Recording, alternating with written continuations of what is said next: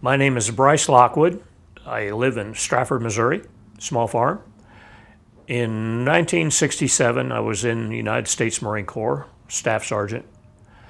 I was ordered from my home base in Bremerhaven, Germany, to Rota, Spain, with two other Marines. All three of us were Russian linguists. We worked with VQ-2, which was an aerial reconnaissance team in Rota, Spain. We were to fly out of Keflavik, Iceland, doing surveillance flights on the Soviet North Sea Fleet summer exercises in May and June of 1967. The aircraft was getting pretty old. Out of, I think, 9 flights that were scheduled, there were only like 3 that were actually operational. I flew on one of those 3 out of the total of 9 flights that were scheduled. We got a grand total of less than 3 minutes of plain language Russian that we copied. I was the one that found it and copied it, and it was so garbled nobody could read it. We didn't know at the time, but at that time in 1967, the Soviet Union was running out of money. A lot of people will give Ronald Reagan credit for ending the Cold War with the collapse of the Berlin Wall. But it was not the billions and billions of dollars that we were throwing at defense that led to the downfall of the Soviet Union. The Soviet Union collapsed of its own weight. They barely had money to put their fleet to sea in 1967, and that's the reason that exercise was cut short. They didn't have the money for fuel, at least in my opinion. The mission was terminated from Keflavik, Iceland, and the plane was flown back to Rota, Spain, the day before Memorial Day in May of 1967. On Memorial Day, there was a picnic at the base. I went to the picnic and met with several of the naval officers, and we had a delightful time visiting about basically our mission and what we were doing there. We couldn't talk about classified things at the picnic, but a lot of background information was discussed, and just had a delightful time. I excused myself and went back to the barracks. The other 2 Marines that were with me tried to get me to go into town with them. Hey, Sarge, let's go into town and have a couple beers and pick up some women. Well, excuse me, I was happily married and I wasn't much interested in doing that. I said, no, you guys stay out of trouble. Just go ahead, but stay out of trouble. Oh, come on, go with us. No, I'm going back to the barracks to go to bed.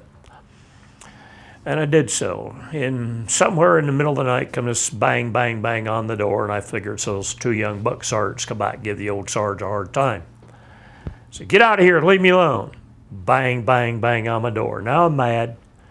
I jump out of the bunk, answer the door, and there's a Navy seaman there with a clipboard. He said, Sergeant Lockwood? Yes.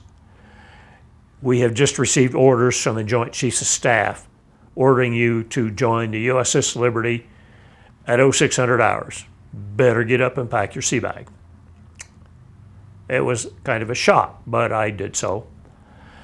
And really didn't have a sea bag. We were ordered to travel in civilian clothes. I had a few uniforms, but not many. Most of the uniforms I had were flight uniforms. And so I packed my suitcase, and I'm standing on the dock and met 2 other Marines and 3 civilians that were there with the same purpose that I was, ordered aboard the USS Liberty. The Liberty had been on a collection mission off the west coast of Africa in the 1960s.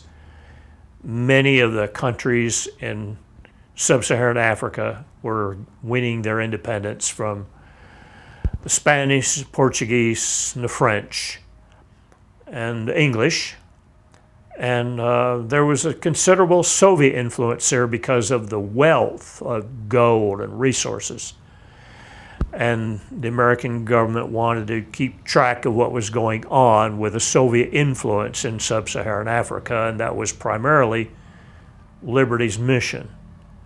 She was pulled off that mission at the time she was in the port of Abidjan with a resupply and some short liberty for the crew. When the order was received to set sail all due haste for row to Spain, pick up supplies, refuel, and pick up some additional linguists, of which I was one, and head with all due speed to the impending Middle East conflict between Israel and the United Arab Republic in the Eastern Mediterranean area. The United Arab Republic at that time consisted of Egypt, Jordan, Syria, and I think Libya also was involved there. The Soviets had, I believe, 3 Soviet Tu-95 spy aircraft, which they had publicly said they had given to the United Arab Republic to keep track of U.S. influence over there. And our government was aware of that. The Soviets had publicly stated that they were manned by Egyptian crews, but that wasn't so. Soviets would not allow any Egyptian troops anywhere near those aircraft. They were all manned by Soviet troops wearing Egyptian uniforms. When they got the aircraft airborne and were headed towards our 6th Fleet for overflights, they would change frequencies, go to plain language Russian, and it was the job of the Russian linguists aboard the Liberty to catch them at that game. As a matter of fact, just shortly before the torpedo struck that killed so many Americans on the ship, my relief, his name was Jim Lupton, came running in the room where I was sitting while we were at GQ and said, "Sarge, I found him. "Who, Jim?" He said, "I got the Ruskies." I said, "You're kidding me." He said, "No, man, plain language." He still had his cans, his headphones around his neck. He went running back into the language area, and the torpedo struck, and Jim was killed. We had a drill GQ on the morning of June 8th. We arrived on location, I believe, on the 7th of June. It may have been a little earlier than that. I had one of the first watches. I stood at eve watch, and then we had a break, and I stood a day watch, and we had a break. Then I stood a mid watch, and I had just gotten off the mid watch at 0700 hour, 7 o'clock on the morning of June the 8th.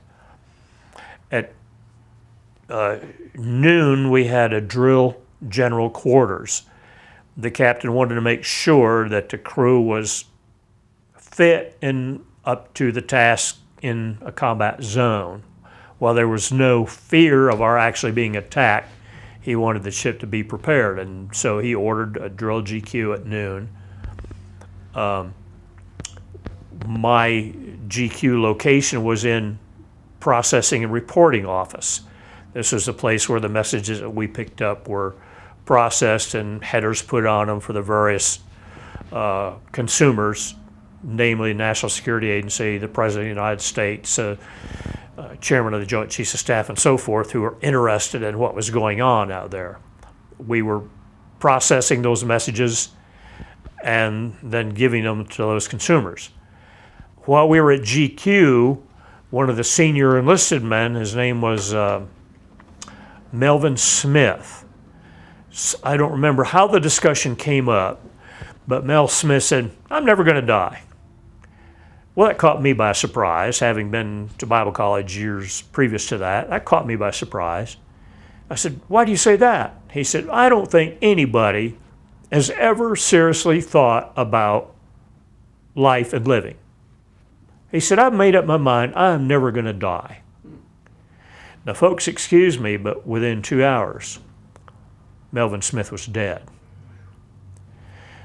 We secured from the general quarters shortly after noon, I think around 12:20, and the captain came on the 1MC, that's the public address system aboard the ship, congratulated us on what we had done, but mentioned some areas that needed to be improved for our general quarters. Secured from general quarters, I went to the small stores. It's kind of like a very small store that we have aboard ship. I needed some extra clothing. I didn't have any with me because we'd been traveling in civilian clothes. Bought some t-shirts. I was at my bunk in the after part of the ship, stamping my name in my new t-shirts when the first shells struck the ship. I'd never been under attack before, but I knew that distinctive sound of metal exploding against metal. And I immediately dropped what I was doing and started running for my GQ station even before the alarm was sounded. We got down to my GQ station and we could hear these shells striking the ship. Sound resonates very easily at sea. Metal striking against metal, the whole ship would ring like you're on the inside of a steel drum and somebody beating it with a sledgehammer. That was pretty much the sound. Chief Smith said, well, Melvin Smith was a senior enlisted man for that area. And he said, well, I guess we better start emergency destruction. And there was a lot of work that goes into intelligence collection, a lot of work, and it has to be done over a period of years. And those are words that no intel person wants to hear. You've got to destroy everything that you have done. We had canvas ditching bags. There were large canvas bags, a lead weight in the bottom. There were brass ferrules on the side of it. The idea was all of this classified material, and there were literally hundreds and hundreds of pounds of it.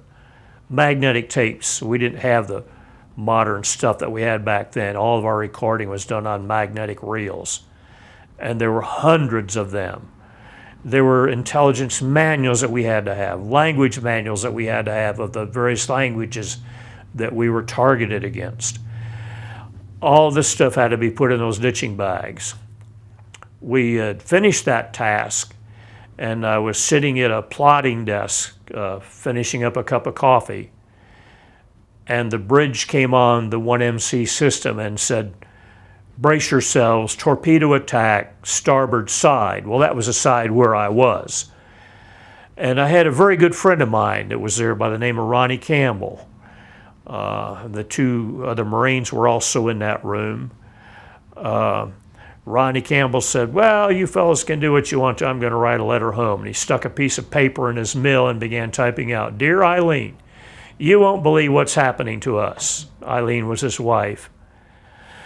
The division officer, Lieutenant Bennett, stuck his head in the door and he said, Sergeant Lockwood, would you come here a minute, please?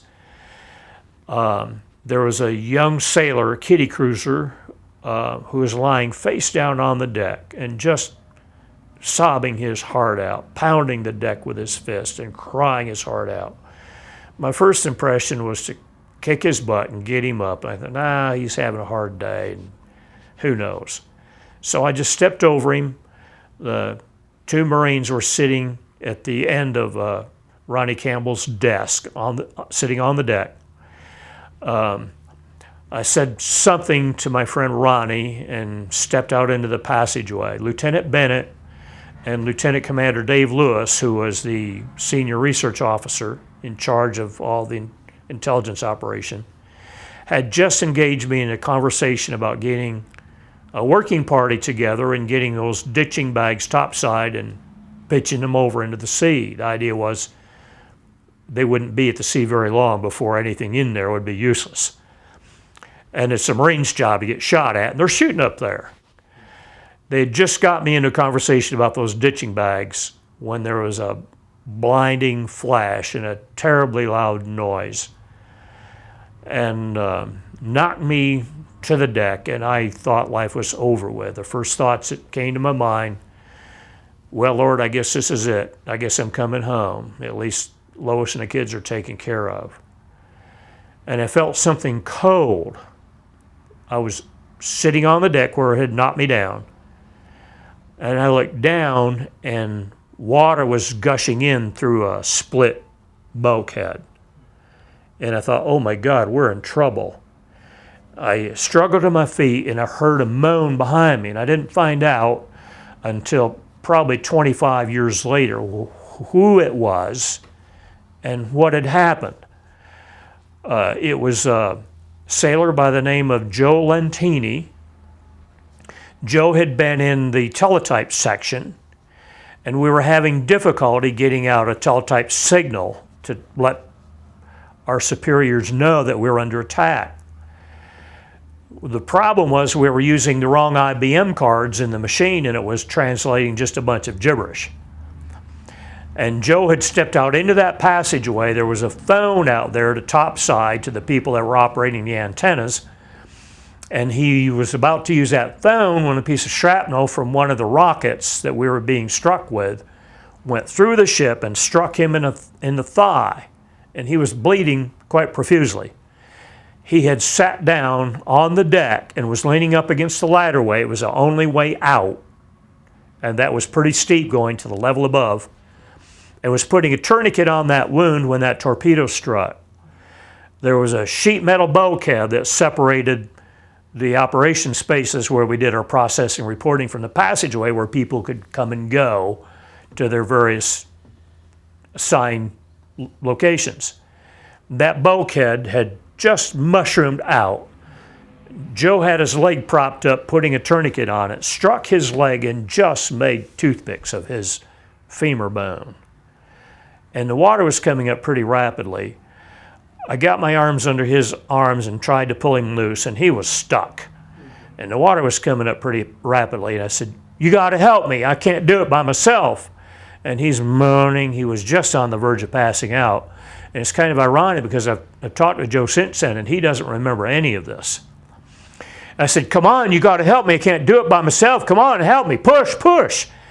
I didn't realize that his leg was smashed and tangled up. And I could see him struggling around, and he got his right leg under him and pushed just hard enough to where he could pull him free. And he was starting to choke on seawater. Just very shortly after that, the whole area was flooded. There was only about 1.5 feet of airspace. And there was some pipes and conduit for all the antennas and power cables and so forth that we had to have that were suspended from the overhead. And I said, "Here, get a hold of these pipes up here." And I saw an unconscious sailor body that was floating out the hole. I could see that he was breathing. I reached down and got an arm around him, and I'm holding him up. And I said, I didn't even know that it was Joe Lantini until many years later. I said, "Are you going to be all right?" And he's kind of moaning around. I said, yeah, I'm okay. All the sailors were crowded around the ladderway, and understandably so. And there's a lot of confusion, shouting, and I finally screamed as loud as I could, "Knock it off! If y'all don't settle down, none of us will get out of here alive." And I heard Lieutenant Bennett, the division officer, apparently was at the top of that ladderway, and he said, "This is Mr. Bennett, open this hatch." And the senior officer that I had just been talking to was Lieutenant Commander Dave Lewis. And he said, "This is Mr. Lewis. I can't see. Can someone help me?" And I heard a voice the next level above say, "We'll get you out, Mr. Lewis." And I don't remember anything else. Apparently, I'd passed out. The next thing I remember is I'm down there alone with an unconscious sailor and water everywhere, darkness, smoke. The ship had lost power. I didn't find out until years later that what little bit of light we had was daylight that was coming through the torpedo hole, which was underwater. The ship was rolling. Water was gushing. Every time the ship would roll, that water would rush in and would roll back the other side, rush out. And I tried to get this sailor up the ladderway. When the torpedo struck, it had ruptured a bunker fuel oil tank. Bunker oil is what drives a ship. Real thick, heavy, stinking oil. And that was everywhere. I slipped and dropped him, and the ship rolled, and he's headed back out the hole. And I used a bad word. I said, "Damn it, I got you this far. You're not getting away from me now." I went and got him and started back up the ladderway. And there was a big bend in the railing where a piece of the torpedo had struck and bent the railing in. And there was just a very narrow place, only 14, 16 inches wide. I got up there, and the water was still there, covered with oil. Got against that bend and dropped him again. Went back and got him again. Got to watch out for that bend. Got up to the top of the ladderway and the hatch was sealed shut. I was angry. And I'm trying to hold this guy's head above water and pound on the hatch. One of the sailors was sent by the bridge down there, and he had no clearance access. He wasn't even supposed to be there. But the captain had sent him down there to take a look down below and see what damage was done. Apparently, he opened the scuttle hole, and water was everywhere, and he knew the danger. But he saw this dumbass Marine down there pounding on the hatch, and he opened the hatch and let me out. And I didn't find out who that was until many years later. It was, I guess, a 30th anniversary. His name was Dave McFagan.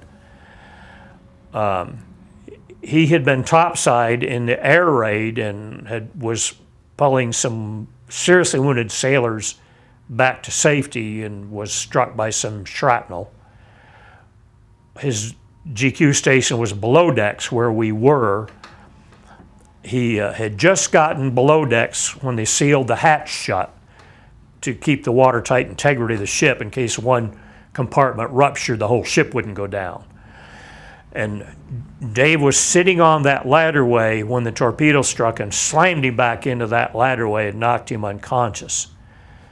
And I didn't find out until years later. Some of the other men on the ship told me that I had carried a man out, laid him on the deck, started back down. Chief Stan White, who was a senior enlisted man aboard the ship, said, "Sarge, you can't go back down there." He says, I gave him a blank look and turned and went back down. I don't remember that. But apparently I found another man, and that was when they sealed the hatch shut. I tried to pick him up and put him over my shoulder. They had told us to take wounded people to the mess decks area where medical personnel were doing emergency surgery and so forth. I tried to pick him up, dropped him, tried to pick him up again, dropped him again, and I didn't realize his back was a mess. And it certainly didn't help him that I dropped him twice on the steel deck. And the man that had opened the hatch, his name was Phil Turney. Phil says, "Wait a minute, Sarge, here's Bobby Schnell, Buddha. Buddha take care of him." And Bobby Schnell was a weightlifter, and he was built like an ape. That's why they called him Buddha. He looked just like Buddha. Bobby picked him up and threw him over his shoulder and carried him back to the first aid area, and I was embarrassed, and I was thirsty. I started out to the passageway, and there was a drinking fountain around the corner of the passageway. I went over to that drinking fountain to get a drink, and the top was stainless steel. I looked down, and a black man stared back at me, and I filled it with blood. But I got my drink. We had figured that it was these Egyptians that were attacking us. We didn't know, but we thought that it was Egyptians. And I'm thinking, if I get off this thing and I'm taken prisoner of war and I spend the next 5 years or so in an Egyptian prison, I want something to read. I had a New Testament that one of my fellow students at Army Language School had given me years earlier. I went back to my locker. I had a spare pair of glasses there. I put the spare pair of glasses on. The original set was destroyed when the torpedo struck. Got that New Testament and stuck it in my pocket. We were told to go to the radio room. That was on the opposite side of the ship. It was on the port side. Most of the torpedo boats were attacking us from the starboard side. So I went up to the radio room, and they ordered us to lie down on the deck because Israelis were machine gunning us. And I use that term Israelis, but we really didn't know who was attacking us. Some of the people that were outside on the deck did know because they saw the Star of David flag on the torpedo boats when they got close and were machine gunning us. But I was lying on the deck, and I saw some of the radio operators fiddling with the equipment and weren't getting anywhere. The Israelis were jamming our distress frequencies. Now, tactical frequencies It's all right to jam. I mean, when you're at warfare, that's okay. But distress frequencies are covered by international law. That's against international law. And our distress frequencies were being jammed. One of the radiomen apparently figured out that when rockets were being fired at us, that jamming would also jam the guidance on the rockets. So they couldn't jam when rockets were being fired. All of our transmitting antennas have been destroyed except for one whip antenna, and that wasn't connected. One of our radiomen, a fellow by the name of Terry Halbardier, got a roll of coaxial cable, hooked it up to one of the transmitters, went up topside where we were being machine gunned, went to that antenna and hooked it up. And when he came back, his arms were kind of bloodied, shrapnel. He didn't get his Purple Heart until 2009. In 2009, he was awarded his Purple Heart and the Silver Star, nation's third highest award for gallantry in action against an opposing armed force, for what he had done nearly 40 years previous to that. One of the radiomen managed, while rockets were being fired at us, to get a mayday off, and I was there and heard it. Firefox, Firefox, this is Rock Star, under attack by unidentified surface and naval air units, require immediate assistance. And as soon as that mayday was acknowledged, the shooting stopped. I saw some sailors carrying 3 inflatable life rafts through the radio room and put them over the side. Those were the most seriously wounded. They considered me one of them. I heard revving up of diesel engines and a rat-a-tat-tat, rat-a-tat-tat, rat-a-tat-tat. And one of the sailors came back in and he said, I don't know what we're going to do now. They riddled our last 3 life rafts. The Israelis just shot up everything topside. They dropped napalm onto us. Napalm destroyed all the life rafts. We had some racks that were loaded with automatically inflatable air. You'd yank on a lanyard and it would fire a shot, and these life rafts would automatically inflate and shoot out to sea. Those were nothing left of them but a couple rags hanging from the davits. They had machine gunned those last 3 life rafts that we had left, and that's a violation of international law. We heard helicopters. I didn't know what was going on, but fellows at topside told me later. 2 helicopters came over, fully loaded with combat troops, machine gun belts hanging off their shoulders, hand grenades hanging off. The Israelis told the world, we sent rescue aircraft out there to pick up survivors from the sea. Excuse me, what's all the ammunition and hand grenades for? To shoot sharks? Their sole purpose was to go through the ship from stem to stern, kill every man still living, and sink the ship. When that mayday went out and scared them, they hovered there for quite some time and then left. Apparently they'd gotten orders from Israel to go back. I don't know how much time passed, but there was a period of time that passed and we heard helicopter again overhead. This one had the U.S. Naval Attaché on board. His name was Ernst Castle, Commander, United States Navy. He dropped a brown paper sack weighted down with an orange on the deck. It landed right next to a sailor's severed leg that still had his sea boot on it. On the back of his card, it said, "Have you casualties?" Someone took that brown paper bag to the skipper. He looked at the card, stuck his head through the hatch, and shot the social finger at the naval attaché. And the naval attaché assumed that there was one casualty, and that's what he reported. There were 9 that were killed in the air attacks. 25 were killed in the torpedo explosion. Many of us were evacuated the next day by helicopter. One of those men was Dave Lewis.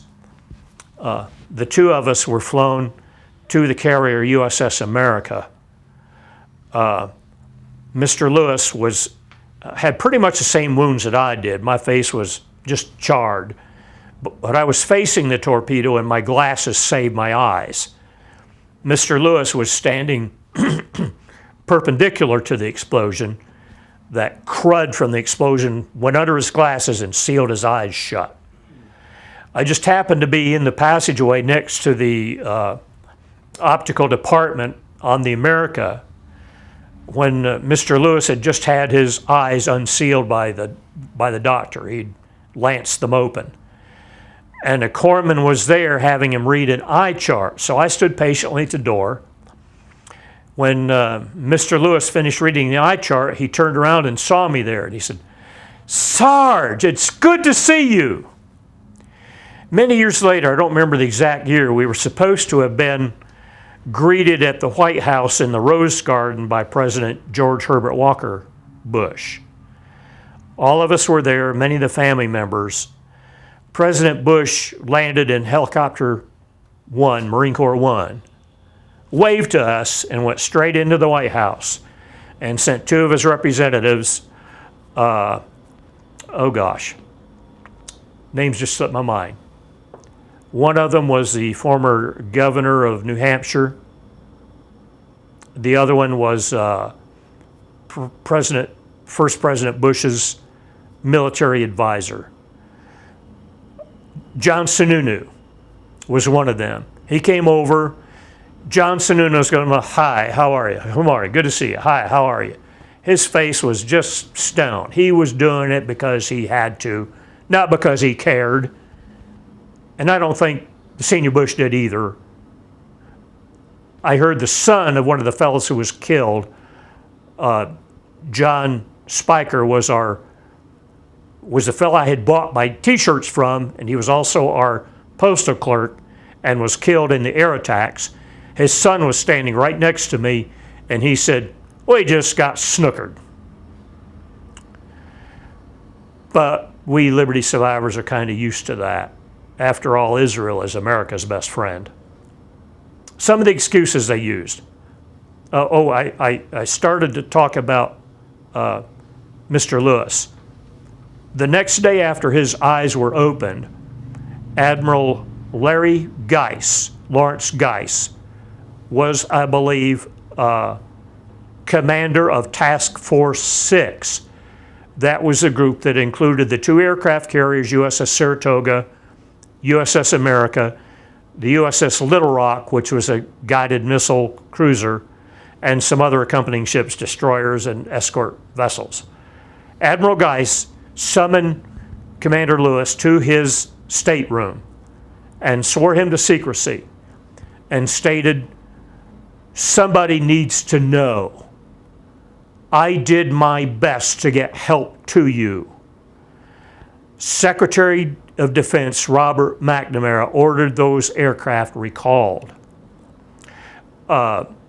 Some years later, the skipper of the Saratoga, Joe Tully, a captain, was at our reunion in Rapid City, South Dakota for the 25th anniversary of the attack on the Liberty.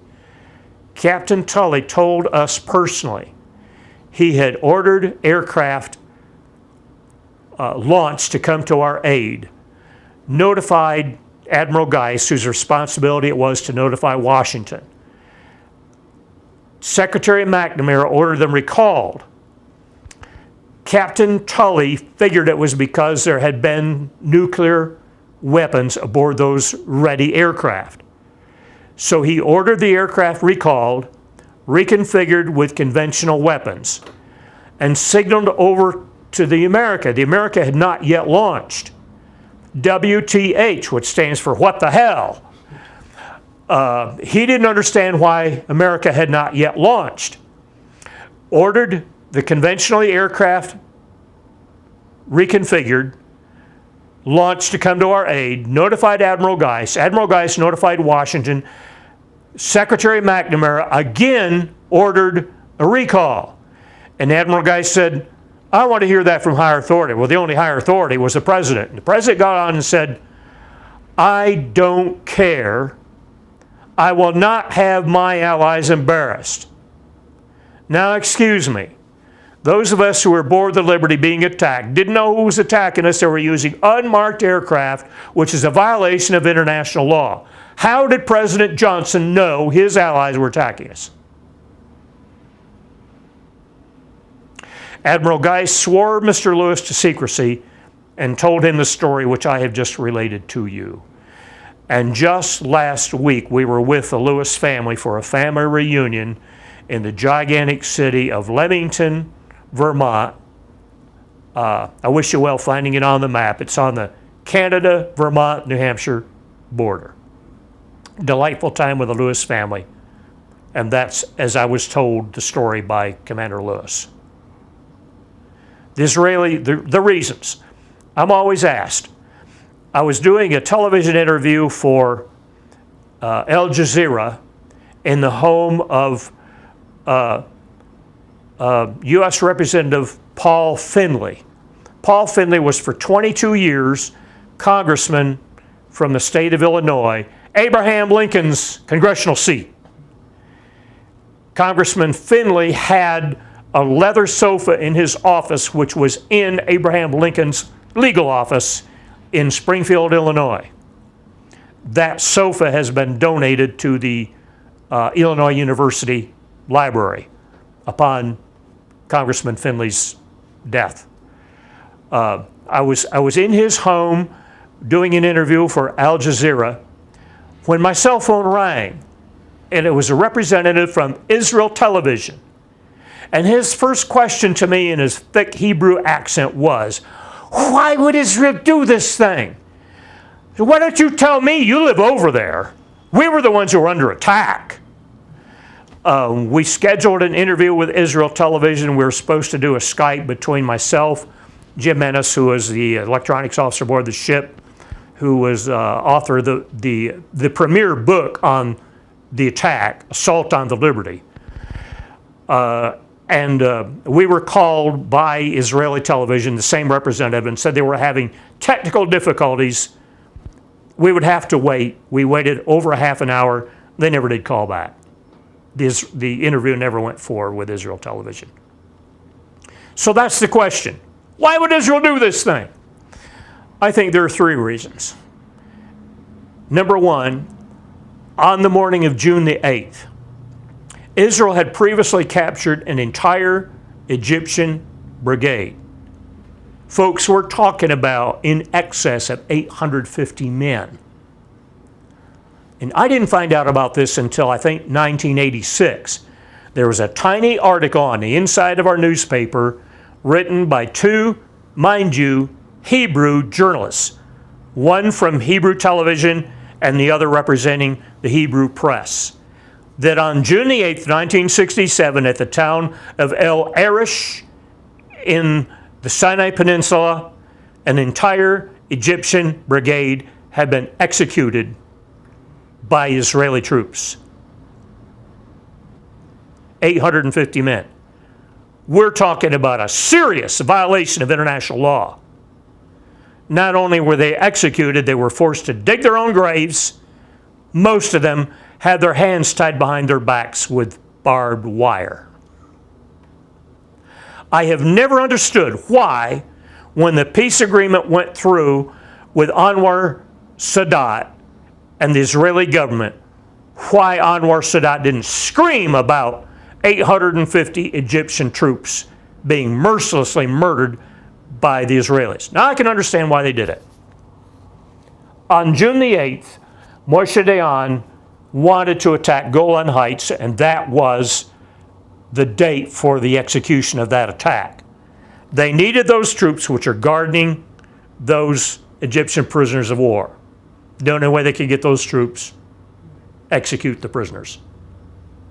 There was a tacit agreement between the Johnson administration and the Israeli government not to attack Golan Heights. Why? Golan Heights was controlled by Syria. For any reason or no reason, Syria would trot out their artillery and their mortar rounds and pepper Israeli kibbutzes, and a lot of innocent people were being killed. Israel wanted Golan Heights, and I don't blame them for wanting it. But there was that tacit agreement between the Johnson administration and the Israeli government not to attack Golan Heights. Syria was being supplied by the Soviet Union. They were being advised by Soviet troops to attack the Golan Heights would invite Soviet involvement, and that would invite World War III. After Liberty was put out of commission and we could no longer spy on Israel, on June the 9th, Israel attacked and took the Golan Heights.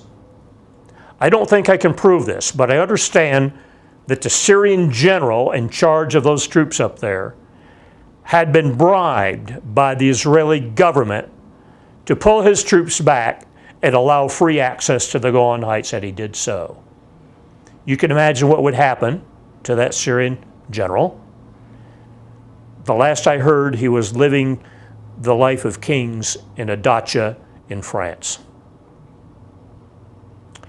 There's another reason it's very sinister. On June the 8th, the entire American nuclear force was put on full alert. And this was long before the Liberty was attacked. Why? I can't answer that question. But we know who put them on alert. The President of the United States, Lyndon Baines Johnson. I should probably touch on this. Our own ship's captain had received a message the morning of the attack labeled Captain's Eyes Only Operation Cyanide. No one knows what was in that message. To the best of my knowledge, no one knows what was in that message. That was the day we were attacked. Now the captain, Captain McGonigal, was a Navy commander, 05, Silver Oak Leaf. He had been passed over twice for full captain. The standard procedure in the Navy, if you've been passed over twice for captain, you're going to be forcibly retired. The attack took place. The captain told the world, and I have a copy of it that was on NBC television in October of 1992. NBC television did a special titled The Story Behind the Story, the attack on the USS Liberty. I have a copy of that film. In that film, Captain McGonigal is being interviewed by the press, and there are two American admirals standing behind him. And he states that the attack lasted approximately 8 minutes. Folks, there were 826 large caliber strikes, including a torpedo, on the ship. There were 3,100 large caliber machine gun strikes on that ship, done by twin machine guns aboard the 3 Israeli motor torpedo boats that were attacking us. Do you honestly think that could be done in 8 minutes? Anyone with a lick of common sense can look at the damage done to the ship and realize the captain was lying. The gentleman who was the president of the Liberty Veterans Association, which I'm a board member, Gary Brummett, was a smoker. Captain McGonigal's daughter, Sandy McGonigal, was also a smoker. We had a reunion some years back in Washington, D.C. at the Washington Hotel right next to the White House. They didn't allow any smoking inside the hotel. Gary and Sandy were standing outside smoking. Gary Brummett said to Sandy McGonigal, "Sandy, I got to ask you a question." "What's that, Gary?" "Did your dad ever tell you that he lied about the Liberty?" "Oh, yes. Daddy told us years ago he lied about it." Captain McGonigal was promoted to full captain, was given his choice of duty. He selected a brand new ammunition ship by the name of the USS Kailua and was given the Medal of Honor. Now you tell me, was he paid off? You bet he was. I too was recommended for the Medal of Honor. Jim Ennis, Lieutenant, electronics officer aboard the ship, authored the book Assault on the Liberty. Dr. Richard Kiefer, lieutenant at the time, the ship's medical officer, and Stan White, senior chief, United States Navy, all recommended me to the captain for the Medal of Honor. The captain refused to forward it.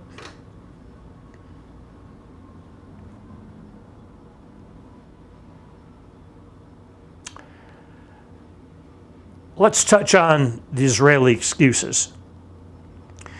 The Israelis say they mistook us for an Egyptian warship, the El Qasir, which was a World War I horse carrier. El Qasir had not left port for 20 years and was waiting to be cut up for scrap. Absolutely not seaworthy. Her only armament was a 4-pound muzzle-loading cannon, leftovers from long before the days of modern shells. Egyptian ships are painted black with lettering done in Arabic script. U.S. ships are painted gray with lettering done in outlined white letters. USS Liberty was labeled GTR-5 in letters over 8 feet tall. You don't shoot at ships at sea without going to Jane's All the World's Fighting Ships, and I have a copy that was copyrighted in 1968 that has the full description of the USS Liberty with her hull number GTR-5 on it. Each one of those motor torpedo boats was supposed to have had Jane's All the World Fighting Ships in the ship's cabin. They should have had access to that information. Their excuse falls apart. There is absolutely no resemblance. They were both ships. Had they been shooting at the El Qasir that they say they would, the torpedoes would have passed harmlessly underneath us because of the difference in draft. You must set the depth that you want those torpedoes to run at before you fire them. That has to be done. Had they been firing at the El Qasir, they would have totally missed. They knew they were aiming at the USS Liberty. They knew the tonnage. They knew the depth of draft. The other excuse, they say they didn't see a flag because of the smoke. There was no smoke until the Israeli Air Force dropped napalm all over us and set the ship afire. They say they didn't see a flag. They shot down 2, we ran up 3, and the third one was the holiday flag, the largest ship which you have aboard, the largest flag which you have aboard ship. I think that pretty well covers it. The helicopters that were supposed to rescue survivors at sea with armed troops, what are those for? To shoot sharks, of course. The flag that they didn't see was shot down twice, run up 3 times. The hull markings, which are absolutely impossible to mistake English lettering for Arabic script. And what Israeli citizen is not familiar with Arabic script? It's everywhere on all their signs. The depth of the torpedoes couldn't have hit us had they been aiming at the El Qasir as they claim. Our government bought their excuses. We are required by the Constitution of the United States, the U.S. Congress is required by the Constitution to investigate all attacks against American armed forces at home or overseas, including ships at sea. Congress has never done so. We have a document from the Secretary to the United States Congress stating that there has never been an investigation done by the U.S. Congress. About 3 years ago on Veterans Day, Stratford, Missouri High School puts on a big shindig for all the local veterans and their families. There's a flag raising early in the morning. We sing the national anthem. The veterans and their families are treated to breakfast. They wait on you hand and foot. You can barely take a sip of your coffee, and they're there filling it up again. Choirs singing and patriotic speeches. At that time, our U.S. Congressman is from here in Stratford. His name was Roy Blunt. He's currently our United States Senator. Roy Blunt was at that time running for U.S. Senate. I spoke on the USS Liberty and gave all the facts that I have just related on this video, including the document numbers requiring Congress to investigate the attack, the flag, the attack, the ship, the impossibility of misidentification, the jamming of the distress frequencies, violations of international law, the machine gunning of the life rafts, a violation of international law. And then Congress has never investigated. Roy Blunt was the next speaker. He was introduced as having attended Stratford High School. They didn't bother to tell the kids he was expelled for getting the Baptist preacher's daughter pregnant. Roy Blunt gets up and the first words out of his mouth were, "Bryce and everyone here, we need to remember that Israel's our best ally. And if Iran continues their pursuit of acquiring nuclear weapons, we're going to need Israel's support." Why am I wasting my breath? End of story.